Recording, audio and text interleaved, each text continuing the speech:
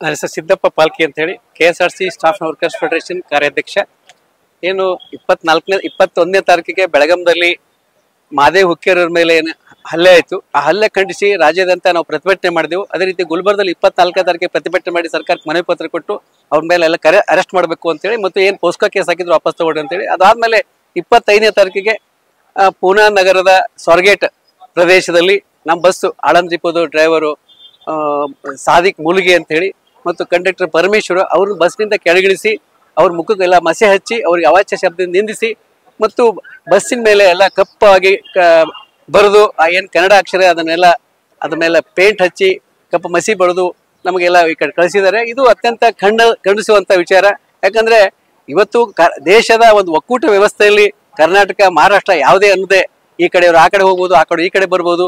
ಒಂದು ವ್ಯವಸ್ಥೆ, ಟ್ರಾನ್ಸ್ಪೋರ್ಟ್ ವ್ಯವಸ್ಥೆ ಇದೆ. ಆ ಟ್ರಾನ್ಸ್ಪೋರ್ಟ್ ವ್ಯವಸ್ಥೆಯಲ್ಲಿ ಇರುವಂತಹ ಚಾಲಕ ಬಂದ ಸಿಬ್ಬಂದಿಗಳ ಮೇಲೆ ಹಲ್ಲೆ ಮಾಡೋದು ಮತ್ತು ಅವ್ರಿಗೆ ಮಸಿ ಬಡೋದು, ಅಪಮಾನ ಮಾಡೋದು ಅದು ಖಂಡಿಸ್ತೀವಿ. ಈ ರೀತಿ ಆಗಬಾರ್ದು.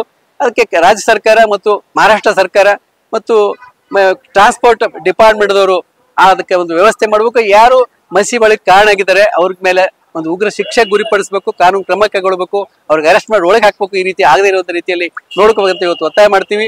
ಆದ್ರೂ ಕೂಡ ಅವ್ರ ಸರ್ಕಾರ ಎರಡೂ ಸರ್ಕಾರ ಕ್ರಮ ಕೈಗೊಳ್ಳದೇ ಇದ್ದಲ್ಲಿ ನಾವು ಮುಂದಿನ ದಿನಗಳಲ್ಲಿ ಸಂಪೂರ್ಣವಾಗಿ ಬಸ್ ಬಂದ್ ಮಾಡಿ ಮತ್ತು ಸರ್ಕಾರಕ್ಕೆ ಒಂದು ಎಚ್ಚರಿಕೆ ನೀಡ್ತೀವಿ ಅಂತ ತಿಳ್ಕೊಂಡು ಈ ಸಂದರ್ಭ ಹೇಳ್ತೀವಿ.